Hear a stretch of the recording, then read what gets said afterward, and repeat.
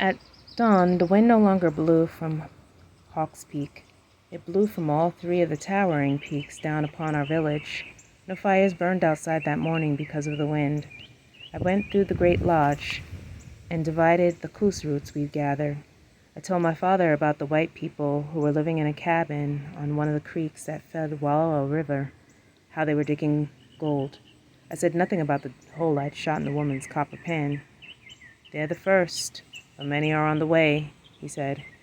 He often talked to me, for he had no sons.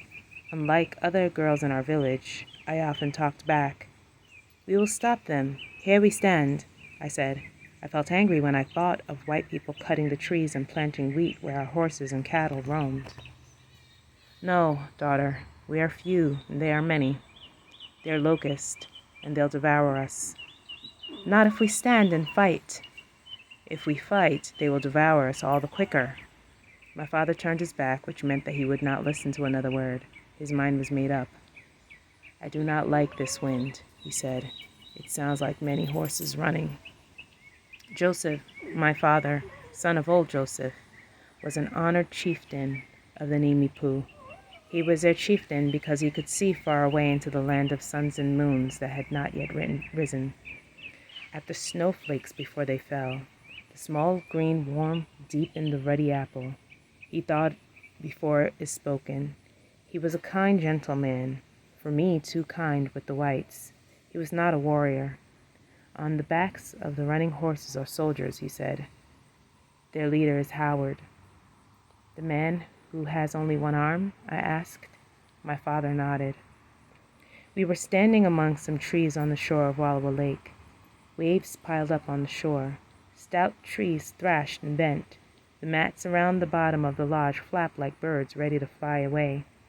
My father stood tall and broad-shouldered. He had black hair that he wore in 2 long braids tied with ribbons. He used to only play games with me, but not anymore. Not since the white men had come to root gold from our hills and streams and I had stood with those who would fight. "Why does the white leader return?" I asked. "You answered him once. You spoke plain words to him." "He returns because he does not believe what I told him." "Now you'll tell him again." "This time he rides with soldiers." "But you still will tell him?" My father did not answer. His silence made me afraid that at last he would weaken and give in to the soldiers. A horse ran swiftly towards us. On his back was Tuhohosor, an honored priest of the Dreamers and leader of the rovers from the 7 Devils County. He was in Wallowa to speak with my father about the soldiers. "They come," he called. "The one-armed general leads them."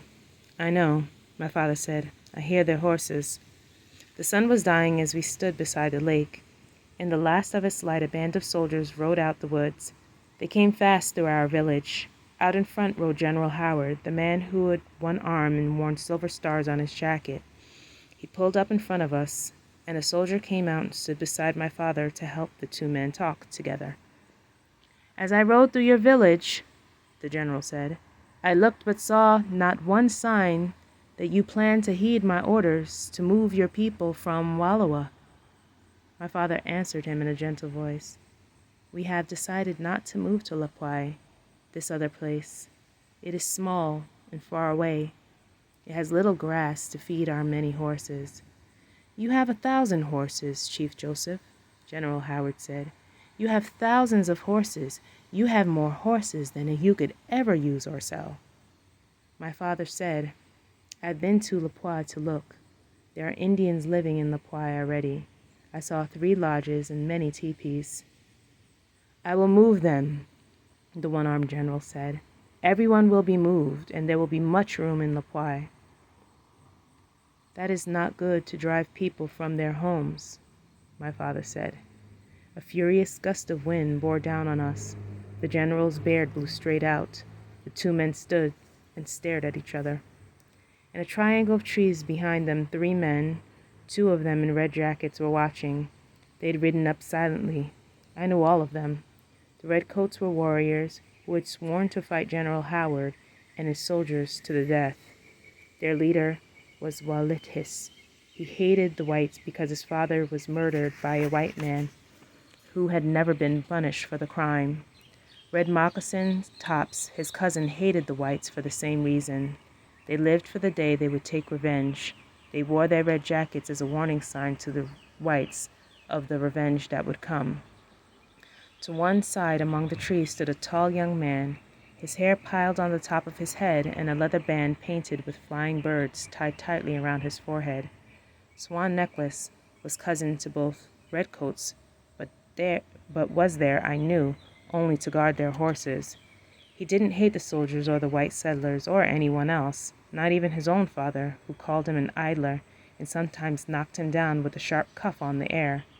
He would get to his feet again, brush the dirt from his jacket, and smile. The last time his father, Old 2 Moons, gave him a thrashing I was watching. It was 3 suns ago, early in the morning. Swan Necklace had been away all night in the mountains.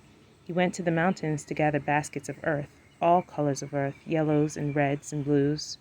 He mixed the colors with something that looked like water, but was really a secret of his own, and painted pictures of the sun and moon, of birds and deer and buffalo. He painted the pictures on dresses and jackets, on mats and skins if the owners wanted them. The paint never rubbed off or faded. As soon as Swan Necklace slid off his horse, the morning he came back from the mountains, his father grabbed the baskets of earth and scattered them on the ground. "Listen, idler of all the hills and valleys and meadows in this realm of living," he said. "Listen to me."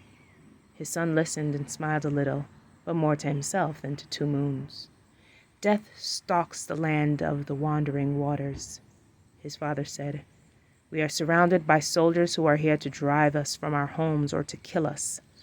Our young warriors, you know them all, many are your relatives, have armed themselves to stand ready to face the soldiers, to die. And here you come riding in from the mountains with dirt to paint pictures." He gave Swan Necklace a shove that sent him sprawling. He soon stood over him and said, "I gave Red Moccasin Tops and Walletis the blanket from which they made their red jackets. Now I give them my son to take care of the horses. I have spoken to them. They will accept you as a horse holder. Go now to talk about horses." Swan Necklace got to his feet, but he hung back and did not leave us. His father said, "You have no choice. Go, or I'll banish you from the clan. You'll be a wanderer for the rest of your life, no longer a Nimipu." Swan Necklace glanced at me. We had grown up together, and I'd loved him for a long time, for as many moons as there are stars. I put a hand over my heart and gave him the secret sign of love. Without a word, he went off to talk to the redcoats.